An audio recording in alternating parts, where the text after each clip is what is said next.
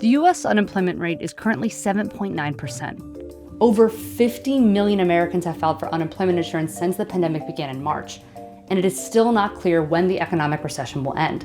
During the 2008 financial crisis, many Americans went back to school to ride out the recession. But while the coronavirus pandemic has not dramatically changed what it costs to earn a degree, it has dramatically changed what it means to be a student.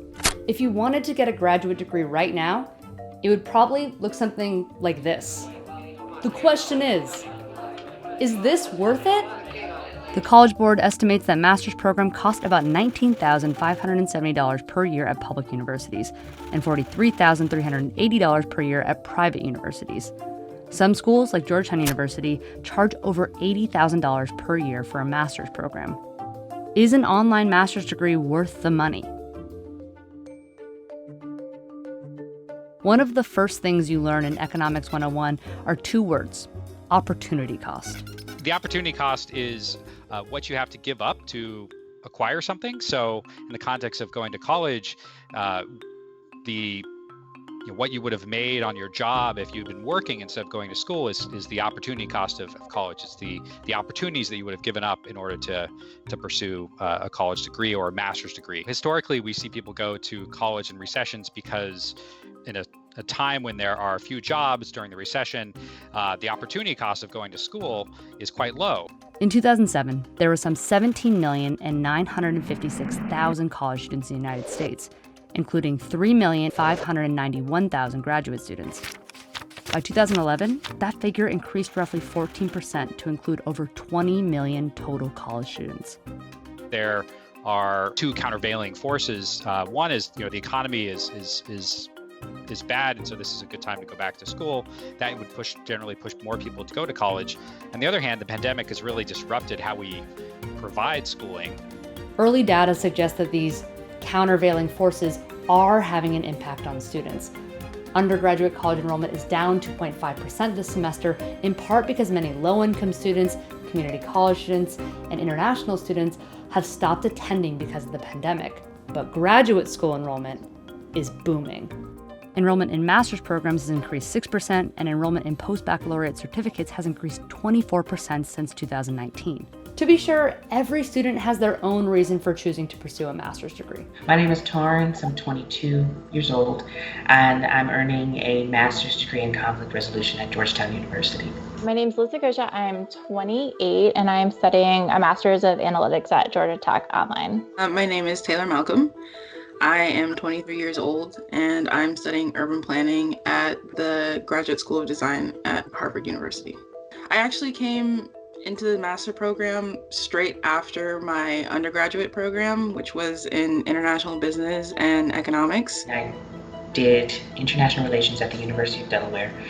And as I was applying for jobs, I realized, people are not going to know where to put me. So I was like, I'm going to do twofold. I'm going to go somewhere where there are a lot of networking opportunities, and I'm going to earn a degree that could kind of give me some direction. I've been working at the World Resources Institute and have really kind of understood that additional skills in data analytics are really important for doing research in the environmental sector. Research shows that workers with graduate degrees often out-earn those without. Those with just a high school diploma earn around $746 per week on average, while college graduates earn closer to $1,248 per week on average, and workers with master's degrees earn nearly $1,500 per week. And early research shows that workers with advanced degrees, such as master's and PhDs, have been significantly less impacted by the economic fallout caused by the pandemic. Pew Research Center found that since the pandemic began, highly educated workers are significantly less likely to have lost health insurance or to have struggled paying bills. And Federal Reserve data indicates that the unemployment rate is 2 times higher for high school graduates than it is for those with a master's degree. The conflict facing students, however, is that the experience of earning that master's degree has changed dramatically, but the costs have not. Most recent estimates suggest that the annual tuition for master's programs is about $8,990 at public universities and $31,140 at private universities. Add in fees and room and board, and those totals increase to $19,570 and $43,380 per year, respectively. Few schools have significantly reduced costs for graduate students since the pandemic began. They have no incentive to. Enrollment is up, but current students are wondering if they are getting the same value for their money spent. They are not the same value at all. A lot of it is waiting, right? You're waiting to be called on. You're waiting to send in this paper, this assignment. You're waiting to be told the next thing to do. Whereas in person, it feels like you're interacting. In person was very collaborative, not only with your professors, but with other students.